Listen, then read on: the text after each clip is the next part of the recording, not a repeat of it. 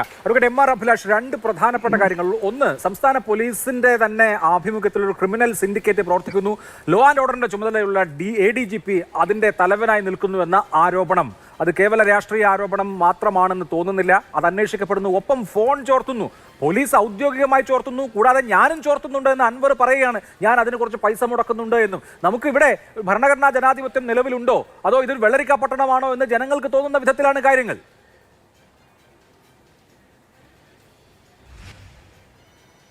ആരെയും ആശ്ചര്യപ്പെടുത്തുന്ന അല്ലെങ്കിൽ ഭീതിയിലാഴ്ത്തുന്ന തരത്തിലുള്ള ഡിസ്ക്ലോഷേഴ്സാണ് വന്നിരിക്കുന്നത് ശ്രീ അഭിലാഷ്.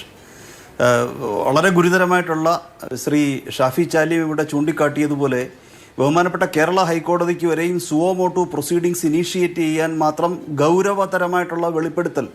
കേരള പോലീസിനകത്തൊരു ഇംപ്ലോഷനാണ്, ആന്തരിക സ്ഫോടനമാണ് ഉണ്ടായിരിക്കുന്നത്.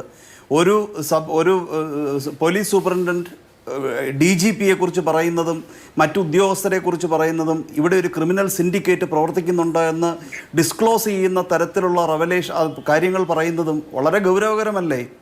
വേലി തന്നെ വിളവ് തിന്നുന്ന, അല്ലെങ്കിൽ ഇവിടെ നാട്ടിൽ പറയുന്ന പോലെ കുറുന്തോട്ടിക്ക് വാദം പിടിക്കുക എന്നൊക്കെ പറയുന്നത് പോലെ നമുക്കൊരു പഴഞ്ചൊല്ലിൽ പറഞ്ഞു തള്ളാവുന്ന കാര്യമല്ല. ഒരു സംസ്ഥാനത്തിലെ ജനങ്ങളുടെ മുഴുവൻ സുരക്ഷിതത്വത്തിന് ഉത്തരവാദിത്വമുള്ള പോലീസ് ഈ സ്വർണം പൊട്ടിക്കൽ എന്ന് പറയുന്ന ഒരു പുതിയ തരത്തിലുള്ള ഒരു ക്രൈം രൂപപ്പെടുന്നതും പോലീസ് സംവിധാനത്തിൻ്റെ തലപ്പത്തിരിക്കുന്നവർ അതിൽ ഉൾപ്പെട്ടിട്ടുണ്ട് എന്ന തരത്തിൽ വളരെ ഗൗരവകരമായിട്ടുള്ള അലിഗേഷൻസ് വരുന്നു. ക്രൈം സിൻഡിക്കേറ്റ് 93-ൽ വോറ കമ്മിറ്റി റിപ്പോർട്ട് ശ്രീ അഭിലാഷ് വരികയുണ്ടായി. അതായത് പൊളിറ്റിക്സിലെ ക്രിമിനലൈസേഷനെ കുറിച്ചാണ് വന്നത്. അപ്പോൾ പോലീസും ബ്യൂറോക്രാറ്റ്സും പൊളിറ്റിക്കൽ ലീഡേഴ്സും ഇവരുടെ ഒരു നെക്സസ്, എങ്ങനെയാണ് ഒരു സമാന്തര ഭരണ സംവിധാനം, നിയമവിരുദ്ധമായിട്ടുള്ള ഒരു ഭരണ സംവിധാനത്തിനെ നിലനിർത്തുന്നത് എന്നുള്ളതിനെക്കുറിച്ചാണ് വോറ കമ്മിറ്റി റിപ്പോർട്ട് ദേശീയ തലത്തിൽ പുറത്തു കൊണ്ടുവന്നത്. അപ്പോൾ അത് കേരളത്തിൻ്റെ സാഹചര്യത്തിൽ ഏറ്റവും അപലപനീയമായ രീതിയിൽ ആരെയും ഭയചകിതരാക്കുന്ന തരത്തിൽ കേരളത്തിൽ നിലനിന്നിരുന്നു. സമാന കാലത്ത് നടന്ന ക്രൈംസ് ഒക്കെ തന്നെ വെളിവാക്കിക്കൊണ്ട് ഇത്തരത്തിലൊരു റിപ്പോർട്ട്, ഇത്തരത്തിലുള്ളൊരു ഡിസ്ക്ലോഷർ വന്നു കഴിഞ്ഞാൽ കോടതിയെ സംബന്ധിച്ചിടത്തോളം അവർക്ക് നടപടിയെടുക്കുവാൻ അധികാരമുള്ള ഒരു വിഷയം തന്നെയാണ്. പിന്നെ ഈ പാരലൽ ഗവൺമെൻറ്, പൊളിറ്റിക്കൽ റെസ്പോൺസിബിലിറ്റി ആർക്കാണ്? ജനാധിപത്യപരമായിട്ട് തിരഞ്ഞെടുക്കപ്പെട്ട ഒരു മന്ത്രിസഭയുണ്ട്, ആഭ്യന്തര മന്ത്രിയുണ്ട്. അവർ കേരളത്തിൻ്റെ ബഹുമാനപ്പെട്ട നിയമനിർമ്മാണ സഭയോട് ഉത്തരം പറയേണ്ടതായിട്ടുള്ളവരാണ്.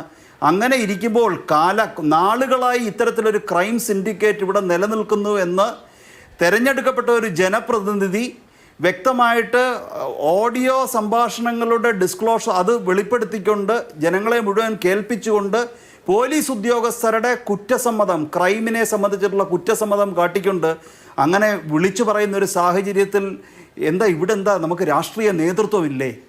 ഇതിനൊരു ഉത്തരം പറയേണ്ടതായിട്ടില്ലേ? ആർക്കെങ്കിലും വരെ ഒരു നടപടി എടുത്തത് കൊണ്ടൊന്നും കാര്യമില്ല. എത്രയും പെട്ടെന്ന് സമയബന്ധിതമായിട്ടൊരു 3-4 മാസത്തിനുള്ളിൽ അന്വേഷിച്ച് തീർക്കത്തക്ക രീതിയിൽ ഒരു ജുഡീഷ്യൽ കമ്മീഷനെ തന്നെ, ഈ ഹേമ കമ്മിറ്റി പോലെയല്ല, കമ്മീഷൻസ് ഓഫ് എൻക്വയറി ആക്ട് പ്രകാരം ഏറ്റവും ബഹുമാനം സമൂഹത്തിൽ ആർജിച്ചിട്ടുള്ള നിഷ്പക്ഷമതികളായിട്ടുള്ള റിട്ടയർഡ് ഹൈക്കോടതി ജഡ്ജിയോ അല്ലെങ്കിൽ ജഡ്ജിമാരെയോ നേതൃത്വം കൊടുത്ത് ഒരു അന്വേഷണ കമ്മീഷൻ തന്നെ രൂപീകരിച്ച് എത്രയും പെട്ടെന്ന് അതിൻ്റെ റിപ്പോർട്ട് കൊണ്ടുവന്ന് സഭയുടെ തളത്തിൽ വെച്ച് നിയമപരമായിട്ടുള്ള തീരുമാനങ്ങൾ എടുക്കേണ്ടതായിട്ടുള്ള ഗൗരവമായിട്ടുള്ള കാര്യം തന്നെയാണ്.